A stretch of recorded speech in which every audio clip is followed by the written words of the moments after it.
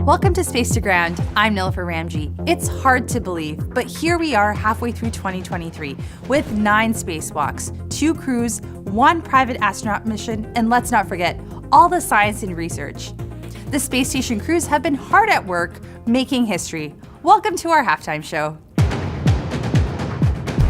The first half of this year welcomed 15 individuals to the space station, including American, Emirati, Japanese, Russian, and Saudi crew members. Just before Crew 5 returned home, NASA's SpaceX Crew 6 mission launched to the space station on March 2nd, taking 4 new crew members to the orbiting laboratory. Crew 6's science mission includes cutting-edge research aimed at keeping astronauts in spacecraft safe during deep space exploration and studies that could lead to improved medical treatments for humans back on Earth. Crew 6 remains on board and will come home following an approximate 6-month stay. For more than 22 years, NASA has supported a continuous U.S. human presence in low Earth orbit. The agency's goal is a low Earth orbit marketplace where NASA is one of many customers, and the private sector is leading the way.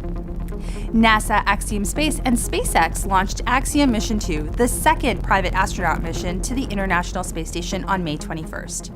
The crew stayed on the space station for 8 days, performing experiments and outreach before returning to Earth. This year, astronauts continued work that they began in 2021 as they installed the 5th and 6th International Space Station Rollout Solar Arrays, or IROSAs, in a series of spacewalks. The new arrays are 60 feet long by 20 feet wide and will shade a little more than half of the original arrays, which are 112 feet long by 39 feet wide. The 7th and 8th IROSAs will be installed on future spacewalks. Each new IROSA will produce more than 20 kilowatts of electricity, and once all 8 are installed, will enable a 30% increase in power production over the station's current arrays. Operational activities aren't the only highlights this year.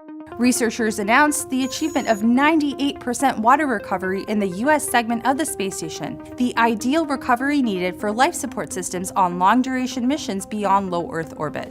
In March, the crew harvested dwarf tomatoes in the station's veggie facility as part of the Veg 5 experiment to examine the effects of light quality and fertilizer on fruit production, microbial safety, and nutritional value. The station's biofabrication facility also returned this year with upgrades. During its first trip to space in 2019, the facility successfully printed a partial human knee meniscus and a large volume of human heart cells. The new capabilities aim to further human tissue printing research to help alleviate organ shortages for patients in need of transplants by printing replacement organs and tissues. And if you think that was a lot, the second half of 2023 will be just as exciting. We have more spacewalks and cargo missions ahead, along with the launch of SpaceX Crew 7 and Soyuz MS-24. Later this year, NASA astronaut Frank Rubio, along with Russian cosmonauts Sergei Prokopyev and Dmitry Petelin, will hit the 365-day mark on September 21st. They are scheduled to return home in late September, with Rubio as the new American record holder for the longest single spaceflight. And that's a wrap for our halftime report. Keep following along on social media and here for all the activities taking place aboard the orbiting lab. Thanks for watching. We'll see you next week.